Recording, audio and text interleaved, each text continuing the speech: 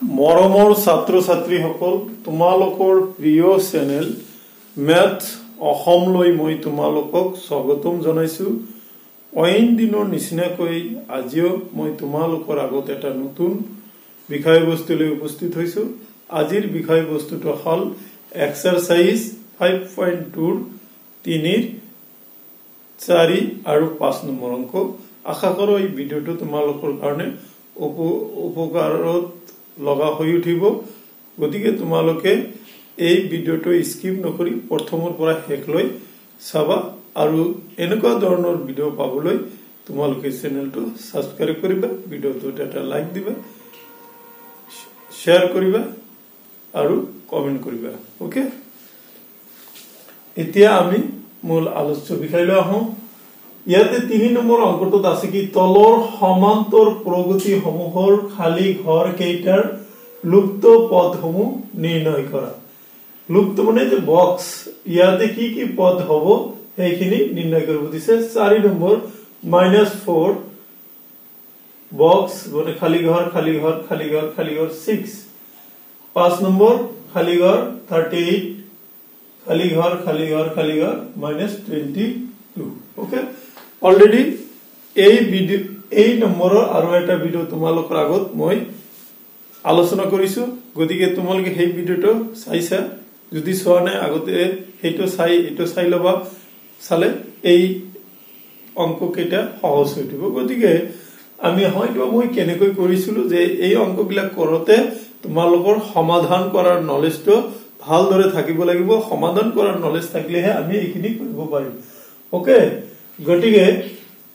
আমি কি কৰিম এতিয়া চোৱাচোন। ইয়াতে প্ৰথম পদ কি আছে আগৰ নিচিনাকৈ লিখা। ইয়াত প্ৰথম পদ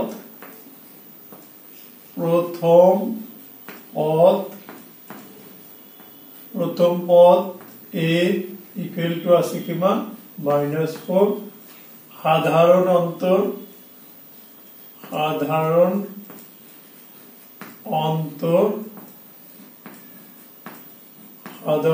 অন্তৰ কমা d ইকুৱেল টু হোৱাট উলিয়াব লাগিব। আৰু an মানে অন্তিম পদ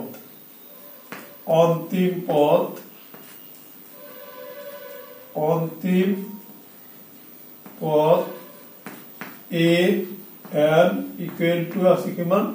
6। মাজৰিটো an equal to পদৰ সংখ্যা কিমান আছে চোৱাচোন। পদৰ সংখ্যাক আমি কিহেৰে বুজাইছিলো n। পদৰ সংখ্যা n equal to 1 2 3 4 5 6 হ'ব। 6টা পদ আছে। ওকে, আৰু কি কি ওলাব লাগে প্ৰথম পদ দ্বিতীয় পদ a1 a2 equal to what, a3 equal to what, a4 equal to what, a5 equal to what। Okay, এতিয়া আমি অংকবিলাক কৰোঁ। যেহেতু আমাক কিছুমান মান দিয়ে আছে, আমি nতম পদৰ সূত্ৰটো কি পাইছিলো আমি জানো কি an nতম পদ an equal to a plus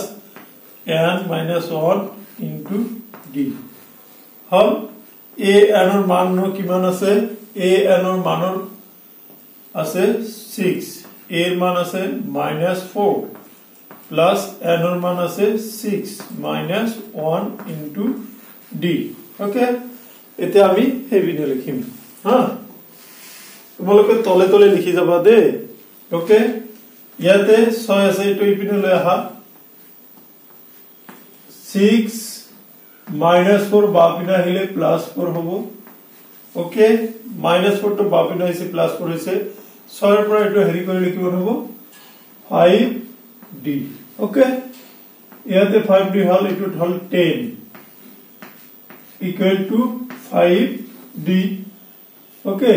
এতে কি হ'ব 10 5 টো তলত আহিব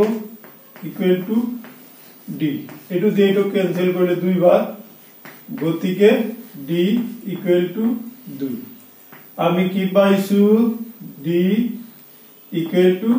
2 পালো হৈছে এটা আমি মেইন সূত্ৰ এটা পাইছিলো নহয় মনত কৰাচোন প্ৰথম পদ দ্বিতীয় পদ তৃতীয় পদ এনেকুৱা পাইছিলো না চতুৰ্থ পদ 3D এনেকুৱা যেটো পদ হয় এটো এটা মেইন সমান্তৰ প্ৰগতিৰ আদৰ্শ ৰূপ আমি পাইছিলো দে এতে আমি a2 এটো a1 a2 উলাব লাগে a2 মানে যে 2 নম্বৰ পদটো a2 কি হ'ব a plus d এর মান কিমান আছে a আছে -4 ওকে প্লাস d d আছে 2 এইটো কৰিলে কিমান হ'ব -4 ৰ পৰা +2 কৰিলে কিমান হ'ব -2 হ'ব তাৰ পিছত a 3 কিমান হ'ব a plus 2d equal to -4 plus 2 into d d এর মান আছে কিমান 2 equal to -4 plus 4 equal to এটা ক্যান্সেল করলে বা বিয়োগ করলে শূন্য হয় ওকে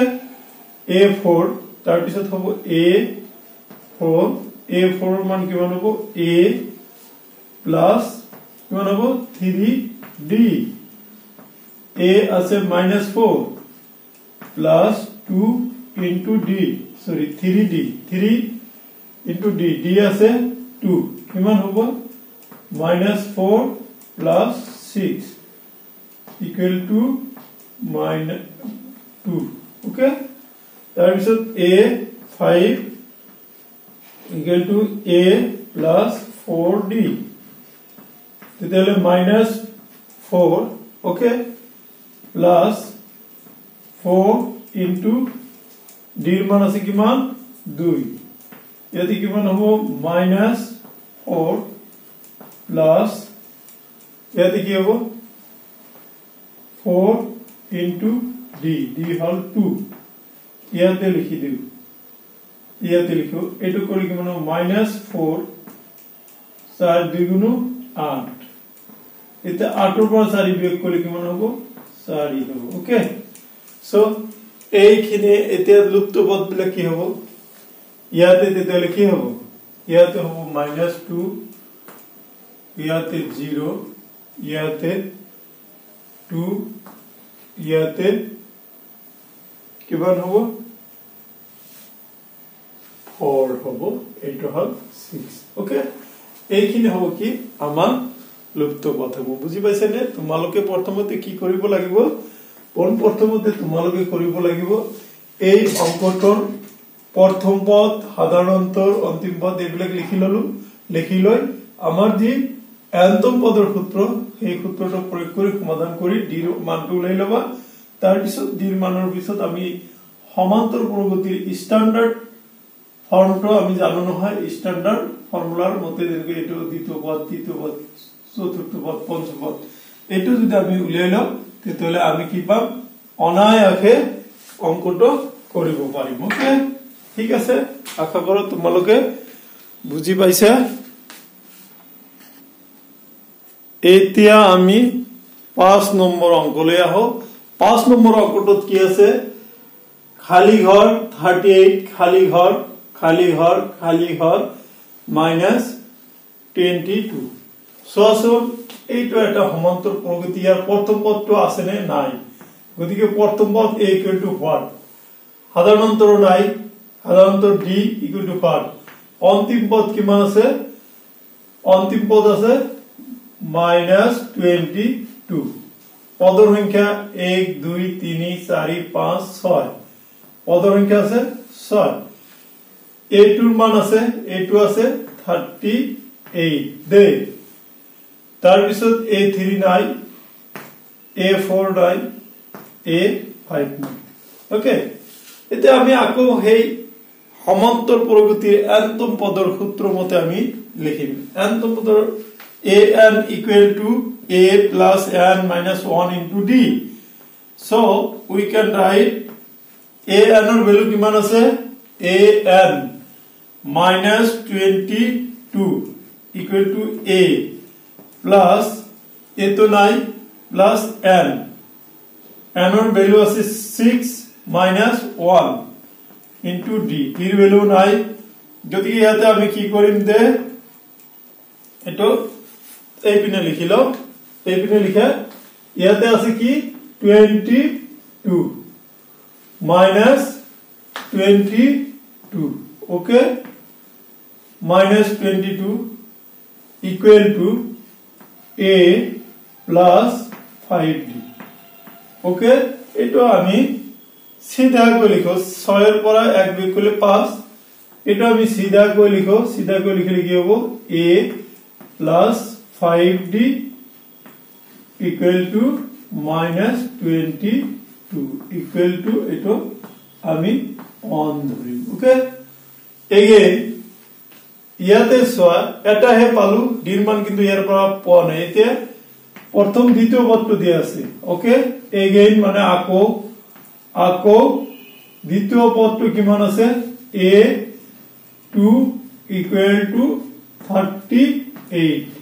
দ্বিতীয় পদের ফর্মুলা কি আমি যে এই প্রথম পদ দ্বিতীয় পদের ফর্মুলা আমি এটা পাইছিল নহয় a plus d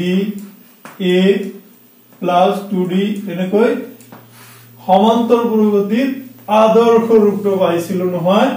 এতে দ্বিতীয় পদের কি হবে a plus d equal to 38 হলে এইটুক আমি 2 নম্বর বলি ধরিলাম ওকে এতে সোয়া এইটো আর এইটো দুটা সমীকরণ পাইছো এর হক নাই ইয়ার হক নাই গতিকে 1 এর পৰা 2 আমি বিয়োগ কৰিব লাগিব 3 নম্বৰ অধ্যায়ৰ মতে 1 এৰ পৰা 2 বিয়োগ কৰা 1 কি আছে a plus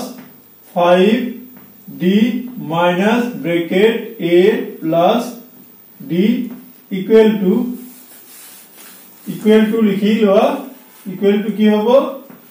a কি আছে minus 22 একত আছে minus 38 হ'ব ওকে এতিয়া এইখিনি কৰা a plus 5d minus a minus d equal to এটো হেৰি কৰিলে কিমান হ'ব 60 হ'ব ওকে minus 60 minus 60 হৈ গল ইয়াতে এটো ক্যান্সেল ইয়াৰ পৰা কৰিলে কিমান হ'ব 5d ৰ পৰা এটা d বিয়োগ কৰিলে 4d হ'ব equal to minus 60 okay d equal to কিমান হ'ব d equal to minus 60 by 4 4 15 গুণ কিমান 60 গতিকে d ৰ মান ইয়াতে মাইনাস আছে minus 15 হ'ব d ৰ মান পাইছো নহয় হলে এতিয়া আমি d ৰ মান পাইছো এতিয়া a কিমান হ'ব এটো d ৰ মানটো আমি যদি 1 নম্বৰত বহাই দিও d ৰ মানটো আমি 1 নম্বৰত বহাই দিও ওকে d ৰ মানটো আমি 1 নম্বৰত বহাই দিও 1 নম্বৰ পৰা 1 নম্বৰ সমীকৰণটো কি আছিল a plus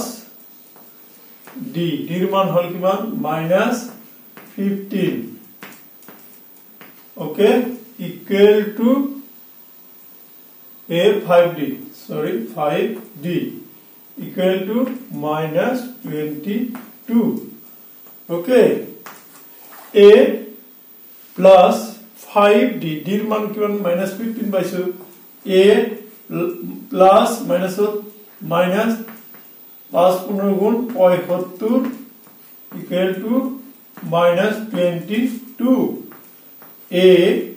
equal to 75 ইফিনে গলে প্লাস হ'ব -22 a equal to কিমান হ'ব 353 এর মান গতিকে আমি কি পাইছো